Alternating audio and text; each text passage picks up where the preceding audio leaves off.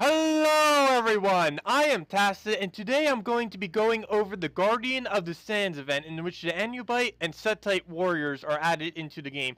So let's get into that. As with all troops, whenever a kingdom gets 10, I like to go over all the troops in the kingdom, and these two push Khetar over to 10.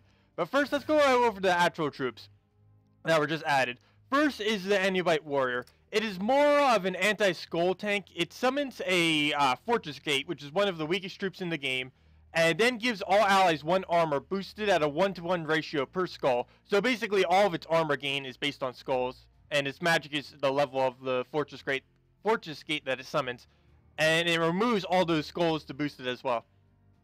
And trait-wise, not really too good. Overall, you'll be better off using a different summon than the Anubite Warrior. You kind of have basically no need to ever use him, unless you really need like some kind of heavy skull counter. But even then, you're better off with something with stone skin or granite skin, because Fortress Gate has no skull reduction, and nor does the Anubite Warrior. So even though it's kind of meant to counter skull damage, it has nothing that really specifically counters skull damage. So that is that. One other thing to note about these trait stones is this is a brown yellow, which you'll be needing for Maul and Gorgotha and stuff like that. And this is a brown green, and these are actually the 2 colors that Famine uses, the mythic that was most recently added to the game. So I guess they were planning this to make sure everyone can get that 3rd trait on them. Famine was just buffed recently too. I didn't go over that, but if you just go into search all, you can see that card. Anyways, Setti Warrior is the much better card of these 2, that's for sure. Really good with things like Rwani, Paladin, and basically anything that scales off of armor. It gives an ally armor based on magic, and then deals that ally's armor at a 1-to-1 ratio. So basically kind of like Paladin, but split. It's basically an in-between of Paladin and Rwani. It has Paladin's ratio, but it has Rwani's split damage. And trait-wise, it isn't particularly good, but it is better than the Anubite Warrior. It gains a little bit of life. The Avenger is the main thing, because you'll won't have this ever in the first slot, probably in the 2nd, 3rd, or 4th. So it will start gaining some attack. And it is reinforced, which is kind of good if it needs to cast its own ability on itself to make sure it has a higher armor overall. But those are the 2. While I'm here, I'm actually going to be giving out the code this early already.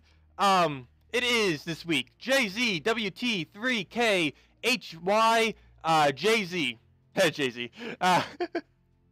Anyways, that's the code. Just click confirm. Type it in there in the shop. You get 2 maps, 1 gem key, 200 souls, and 2,500 gold. So let's get into actually showing the teams now. Over to the teams. I'll be showing, of course, since it has 10 troops, I'm going to be showing all of the troops and then one with all of them. And then I'll do a match or 2. First up, we have one with Skeleton. Right here, what does Skeleton do? It creates 7 skulls and then gains armor based on its magic. Then it gains an extra turn on top of that as well. Pretty good skull spawner for how cheap it is. It does do armor gain, which isn't too useful. It's kind of good for countering its own skulls if the enemy gets it. But the main thing you'll be needing it for is the skull creation. And we have Gorgotha up front here, who's going to be using that granite skin to be able to tank all the skull damage. We use Stargazer on it with the empowered for the attack gain. That'll be used on Gorgotha, and then all of the skeleton skulls will just be going to Gorgotha, and I'll be able to plow down the enemies. Plus, we have Giant Spider here, who will be able to fill both Skeleton and Stargazer, and summon a little red spider thing, which will help cover all the colors more, and will, of course, keep feeding Skeleton and Stargazer, as I mentioned. So, on to the Revenant. Revenant is one thing to mention about Khetar troops. A lot of them are pretty weak. Revenant is one of them. Skeleton's actually one of them now that's been nerfed recently from gaining armor instead of attack. Or not recently, that was a while ago. But anyways, Revenant. It deals damage to the last enemy boosted by skulls on the board and then places death mark on them. Revenant, you'll need it kind of early on if you want to do it. It's okay early. Anything later, it starts to get pretty bad. Death Mark, of course, a 10% chance after 2 turns to kill the enemy. It's a fairly weak status effect, especially if you use Death Mark on an enemy that's already Death Marked. It's going to reset that timer, so it's as if you never Death Marked them in the first place. So, Death Mark might be reworked in the future. It is fairly weak right now. I did make a team with it right now. We have Succubus and Revenant, both with Death Mark. You'll want to make sure different enemies have Death Mark, though. Don't keep spamming it on the same enemy. And we have Giant Spider, of course, again, who will be filling up both of Succubus and the Revenant with the purple. And we have Sand Shark here, who also has an instant kill ability, a 25% chance to devour. And if you get it fully traded, it deals double damage to enemies that are Death Marked. So you can just use Succubus to Death Mark the first enemy, and then Sand Shark will be getting double damage there. On to the next one, White. White is probably one of the most powerful troops in Khetar. I placed it here with an all true damage team. There's a lot of different all true damage teams you can build. As long as you build a true damage team that covers all colors, you're basically set. And true damage, of course, hits through armor first. With White, it says steal 15 life. What this means, it does 15 true damage and it gains 15 life. Like if the enemy only has 10 life left, it still gains the full 15 life. And that's both based on magic. So every single magic it gains, it does an extra 2 damage and it gains an extra life per cast. And then it creates 5 purples, which is good since a lot of Khetar troops actually use purple as well. And with this team, we just have Spirit Fox, who will instantly have that cast at the beginning, drain mana, do true damage. Wolf Knight deals true damage on skulls with a 50% chance and deals true damage overall and does an extra 6 if they're damaged. Really good in early game. And Merilith, which is really powerful in everywhere, destroys a bunch of gems, always does 6 true damage, and always does 6 attack. Only the destroyed gems are based on magic. And she also has the highest base attack in the game. She has, let me just sort them real quick. There she is. She has the highest, tied with War, and technically she's even higher because she has the Siege, which gives an extra 2 attack when in PvP. So Merilith actually has the highest starting highest starting attack of any troop in the game. Unfortunately, that does mean she has one of the lowest durabilities as well with the low armor and HP. But she is a really, really hard hitter with both her attack and her ability. Anyways, moving on. Anubite. I might get funny that I just the flavor text on it. Wait, is it gonna show it? How do I go into the? Wait, I want to find it now. Where is Anubite? Anubite. There it is. He's been around for centuries, so stop calling him a Anubite. Oh no, I just found it funny that they did a noob thing with it because he is a really, really, really bad troop. Anyways, what I did place him with here, which is actually an interesting team. It doesn't have any direct damage, but what it does, it has Acolyte and Deep Aura and Acolyte, both who are going to be summoning brown gems. You then use Black Beast to kill off the Acolyte. This will create some more skulls. And then your Anubite Warrior, who's going to be removing all those skulls, will summon a Fortress Gate there. And then you kind of just keep using your Black Beast to kill the Fortress Gate. And Black Beast will just keep getting bigger and bigger, and you'll kind of just start one-shotting with the Black Beast. And that's kind of the premise with this build. For the most part, you do not need Anubite Warrior ever. You're better off using something like Summoner with the Ghoul Summon, or what's the other one? Dark Master with the damage plus the gain attack if it kills, plus the Throw. And basically just that. So anyways, Anubite Warrior, weak. Next up, Setti Warrior, much stronger. I showed basically this exact same team in my best teams video, like yesterday. I did change the banner to yellow-purple, though. The frozen banner works, too. The main problem I saw, though, is that extra blue on the Dryad isn't really needed. It's better to have that green-purple just to make sure you can get your green syrup a little bit easier instead of just focusing on your Dryad. But anyways, premise of this team, Dryad creates screens. Green syrup also creates green and gets that entangle, which is somewhat helpful. But the main thing is you use this Dryad on your Roani to get the shield that it creates. And also here are some, but the main thing is that shield. So she'll be able to preserve her armor. And between that, you just use Setti Warrior on your Roani. And you'll have Green Seer and Dryad both buffing them up. And you'll just keep getting it stronger. Also, I know some people said I keep saying Throw, Roani, and other things incorrectly. I am aware of this. I just keep saying it wrong. That's just how I pronounce things.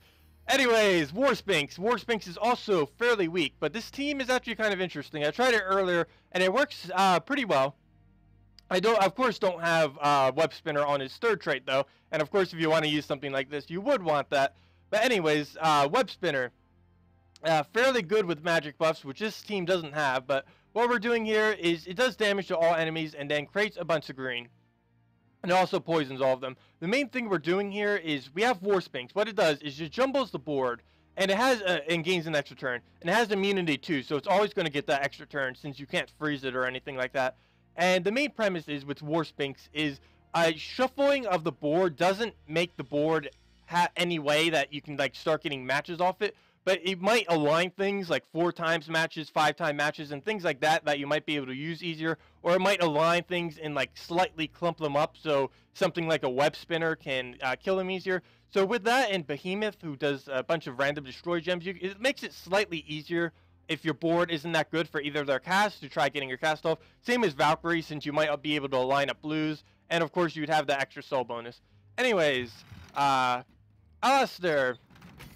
Somewhat weak too. You normally see him with Rawani teams, which is what I'm using again right here. You just have Valkyrie here, who will be able to fill all of them up with blue. Templar here, who's going to be getting rid of those reds as soon as Alistair dies. Alistair, of course, gaining barrier, giving armor to all allies, and then boosting it by the amount of purples that he removes. I really wish it was at a 2-to-1 ratio these days because Alistair is pretty weak, especially compared to things like Templar and even the Setti Warrior that's just been added to the game. And you kind of don't need him compared to other troops. But he is a really good pairing for Rawani and Valkyrie. Well, more so Rawani because of course her twice damage on her armor. And for the next one, we have Azarus. I actually don't care for Azarus at all as a troop, but some people still like him. He transforms a selected mana gem into a skull, so really good at being able to get those 3 pairs or get an extra turn off a 4 pair that would have just been a 3 pair. And he gains all his mana back if there are 10 or more purple gems on the board. So he's also pretty good with purple gem spawners. He also has that necromancy trait if you want to get him all the way up, which will be giving more souls if you pair him with something like a Valkyrie. And with this team, we have, of course, the Green Seer Giant Spider combo again. And, of course, we're basically just focusing on getting this web spinner cast over and over again. And eventually, Giant Spider will get its ability, and that will be able to help Azarus just keep spamming his ability because 10 or more purples will likely be on the board between Green Seer, Giant Spider, and Web Spinner looping around. And Azarus will just be there to be able to keep looping with skulls as well to get the skull damage. You can even put Web Spinner in front of Green Seer if you have her fully traded. So the next one, Keeper of Souls. This deck right here is actually used to be one of the strongest decks in the game. It's still fairly strong, slightly weaker now that things like Granite Skin and other skull reductions exist. But basic premise is you get Valkyrie up, you fill up both Abrath and Green Slime. You then cast Abrath, which will be removing the entire board. It'll heal him fully if he has any damage. He then gains an absurd amount of attack. And since he has huge, that full heal that he does will keep making that HP higher and higher since he just replenishes straight to his max. And then we have Keeper of Souls here. What does Keeper of Souls do? It transforms all gems of a chosen color to skulls, which is very versatile. You normally use Bone Dragon instead of him, but Keeper of Souls does have much better board control than Bone Dragon. The main reason Bone Dragon is used more is Keeper of Souls doesn't really have good traits. His legendary traits only have 50% chance to summon a white, which is really bad. White is a good troop, but 50% chance makes it absolutely horrible because you'll likely have all of your troops and you might just deny it by not being able to summon it. And at only a 50% chance, even if you have a slot available, it might not summon it. And his other traits aren't particularly good. The main one you just want on him is Necromancy, which is why he actually works so good in this team because Valkyrie, you're going to be having double Necromancy, so that's an extra 100% souls. Of course, it's still bound by the 40 soul cap, but it'll make it so you can get there much, much easier than regular. So that's basically this theme. And lastly, we have Bone Dragon, definitely the most powerful team in Khetar. And I've been getting tired of showing Bone Dragon teams with the Great Maul, because if you're going to build a team, you're most likely going to fully trait Great Maul and just go Great Maul, Bone Dragon, and something else for your other 2 troops. But I figured I'd try something else because I feel like every single Bone Dragon team I ever show is with the Great Maul. So here we actually have something based more on Merilith's really high starting base attack. So, of course, she's starting with that Siege. She's starting with her highest base attack in the game, plus she gains an extra 6 attack every single time she casts, which is really good. What we have here is Bone Dragon. He destroys an enemy's armor, creates 8 skulls, boosted by the armor destroyed at a 3-to-1 ratio. This is absolutely insane because normally it can summon anywheres from like 6 to 10 additional skulls on top of that 8 skulls. So we can really just spam the board with skulls. And on top of that, he even gains armor. And one thing why he's also really good is compared to things like Keeper of Souls, is he does have much better traits. He has that immunity to poison, which since he has high armor, low HP, that's really good. Curse, which will just reduce all enemies by 2 skills, which will basically knock them down a level or 2 because of how much skills that will reduce. And the main thing is he has Frozen Souls. Frozen Soul, which will freeze the anyone that does skull damage to it. So if you cast his ability and let's say it absolutely messed up and the enemy's about to get like 3 different 5-time skull pairs, well, the first attack's going to be hitting that Frozen Soul, and if it doesn't have immunity to Frozen with some kind of trait, it's going to end its turn after it does that first 5 times attack. So you'll be able to take the rest of them even if your skull spawn messes up. So that's why Bone Dragon's actually really popular right now. And with this team, we have Dryad, who's going to be filling up and shielding Merilith, because Merilith is really weak, as I mentioned. So you'll be getting that barrier on her, you'll be getting that extra HP, and you'll be healing her if she's damaged. And you'll be getting that green gem spawn, which will be filling up Merilith and Stargazer. Stargazer, you'll be just keep buffing up Merilith's attack. And with then Bone Dragon will just be able to wipe out the enemy team. And just one last fun team, I guess all Khetar. All Khetar is fairly weak, mostly because a lot of Khetar troops are a little bit on the weaker side. But of course, these are the 4 stronger troops that are in Khetar. We have Alistair up front, tanking, getting barrier. We'll be denying those purples, which we don't really need on this team, but we set the banner accordingly, so Bone Dragon will still be getting those browns. Of course, Bone Dragon will just be wiping out the enemy team, destroying their armor, stuff like that. White will have the true damage on them, gaining some more purples that we'll be able to use for either Alistair's armor buff or for Bone Dragon's mana.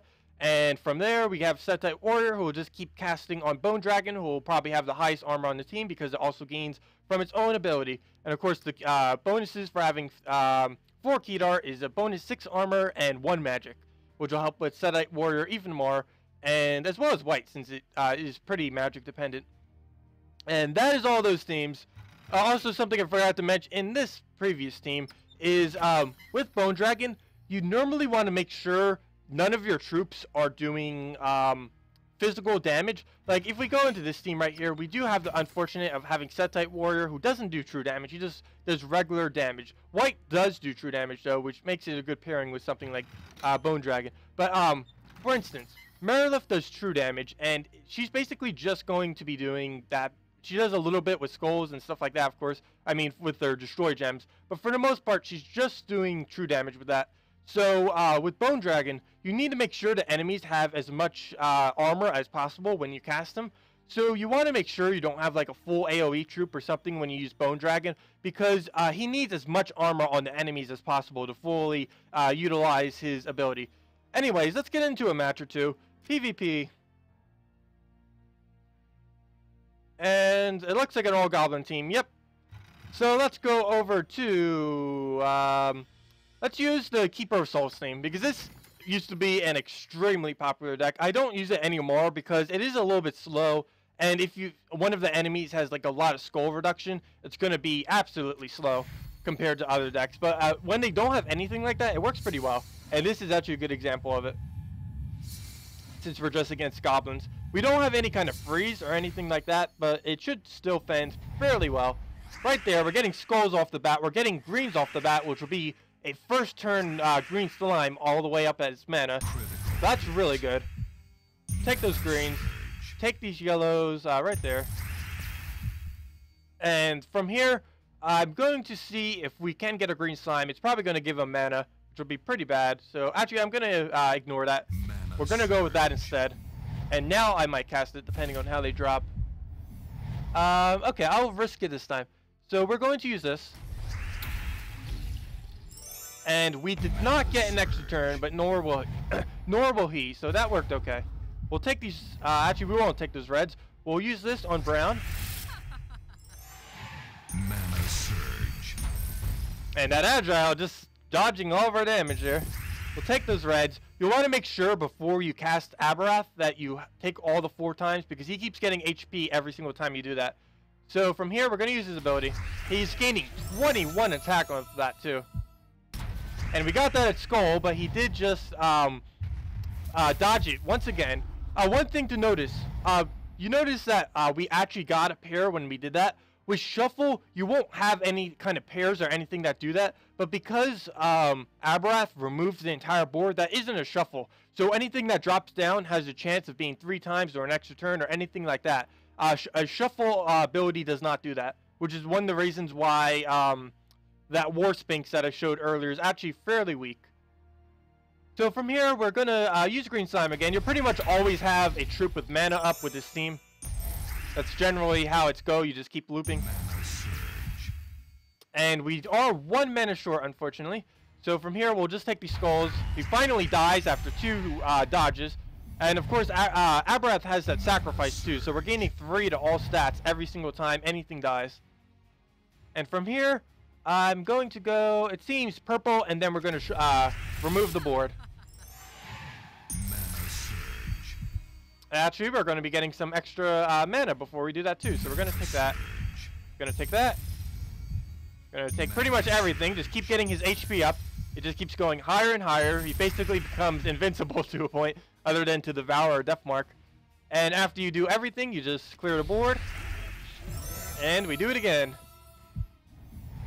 No good drops. He's going to do that. Hopefully not there. Nope. So that's good. He probably take some reds. And from there, we'll use, yeah, we'll take this, hope for some mana, hopefully be able to keep our souls up. I don't think that we cast them yet. So now we actually have some pretty good positions here. Let's use it on those yellows. So one shot, and I think I already have all the souls, so let's just get some more, just in case it wasn't max. And one shot. And we still had a turn. So yeah, that is how that works. And we gain the max of our souls every single time we do this, because we have 50% bonus on Keeper souls and 50% bonus on Valkyrie. So you're pretty much always getting max souls for this team as well. So a really good team to consider if you have all those troops. And it's fairly easy to trait too, because you don't need, let me go back to that team real quick. Edit team.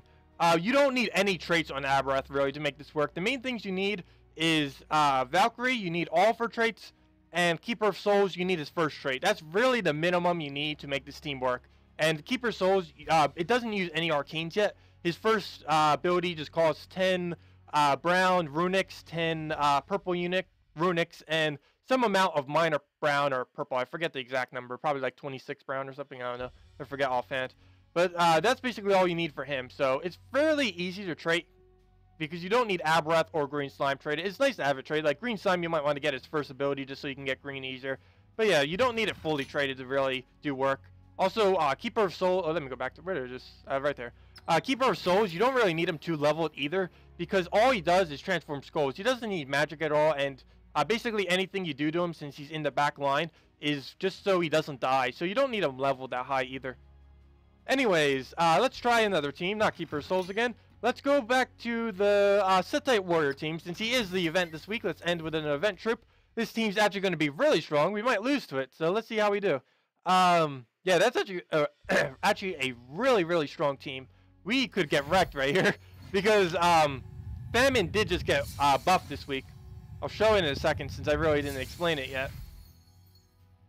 Famine is absolutely ridiculous these days. For one, it still has, well, let's go for this. Its mana cost has been reduced from 25 down to 20, which that alone is really big. His third trait, it now reduces an enemy skill by 3 instead of 2. And on top of all of that, its boost ratio has been increased to 2 times instead of 1 times. So if it drains like 30 mana, it's doing an extra 60 damage instead of just 30. So that is... it's absolutely mythic now. It's definitely mythic, that's for sure. No doubt about it. Okay, so main thing we're wanting to do here is shield up. We do not want to Rwani taking any damage on her at all. We're probably going to take a blue right here, hope for Surge. We did not get it, which is pretty bad. Luckily, our Dryad is up front. She's absolutely useless as far as stats, so it's really good that Famine is doing that. Or not really good, but it won't really affect us that much compared to a different troop. So I'm not really worried about Famine's ability right now. So what will we do here? Not too many greens on the board. I'm still going to hope for it, but we do need our Rwani buffed up. We have that shield to make sure she doesn't take any damage.